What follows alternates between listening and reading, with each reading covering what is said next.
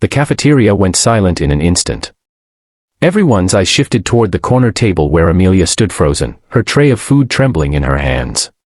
She had been at this new school for less than 2 weeks, and already she had become a target.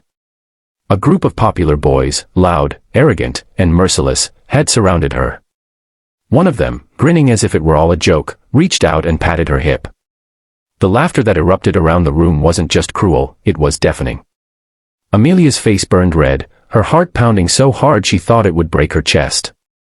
She wanted to scream, to disappear, to do anything except stand there and feel every mocking stare piercing her soul. But she didn't cry. She didn't run. She simply clenched her fists and walked out of the cafeteria with her head low, the sound of their laughter echoing behind her. That night, Amelia lay in bed staring at the ceiling, her thoughts spinning. She had moved to this town because her father got a new job, and she'd promised herself she'd make a fresh start. But now, the shame felt unbearable. Still, beneath the pain was a simmering anger, an ember that refused to die. And that ember whispered one thing: don't let them win.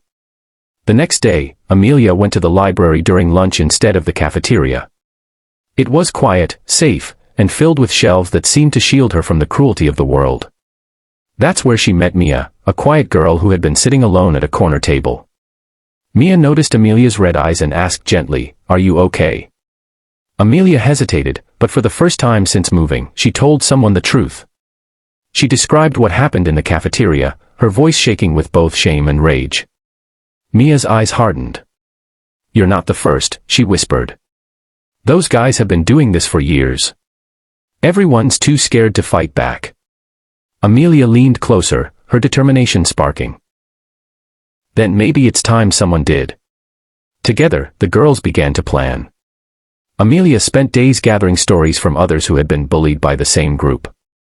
Mia showed her how to find posts on social media where the boys had mocked students openly, leaving a trail of evidence. Slowly, word spread. More students, tired of being silent, stepped forward to share their experiences. The quiet ripple of resistance began to grow louder. Still, Amelia knew this couldn't just be about revenge, it had to be about justice. She and Mia organized a small group of students and went to the school counselor with everything they had collected: screenshots, testimonies, even a video from a brave sophomore who had secretly recorded the cafeteria incident. At first, the counselor looked overwhelmed.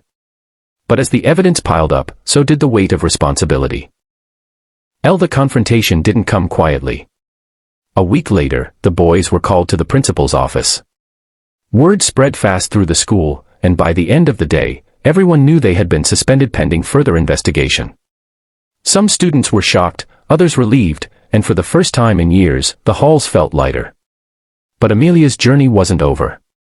She still had to face the whispers, the sideways glances, and the lingering fear that maybe standing up had made her a bigger target. Yet what happened next surprised her. One by one, students began thanking her. Some slipped her notes in her locker. Others walked beside her in the hallway. Even those who had laughed in the cafeteria now lowered their heads in shame.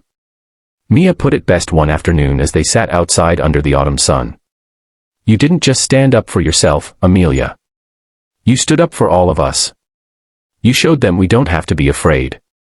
For the first time, Amelia felt proud instead of broken. The laughter that had once haunted her was replaced by something far more powerful, the sound of voices rising together against cruelty. By the end of the semester, the school had implemented stricter anti-bullying policies. Teachers were more vigilant, and students who once stayed silent had begun to look out for one another. The boys who had mocked Amelia were no longer untouchable, they had to face the consequences of their actions. And Amelia? She no longer walked the halls with her head low. She carried herself with quiet strength, knowing that courage wasn't about never being hurt, it was about refusing to stay silent when others tried to break you. Her story became a reminder whispered among students long after: one person's courage can change everything.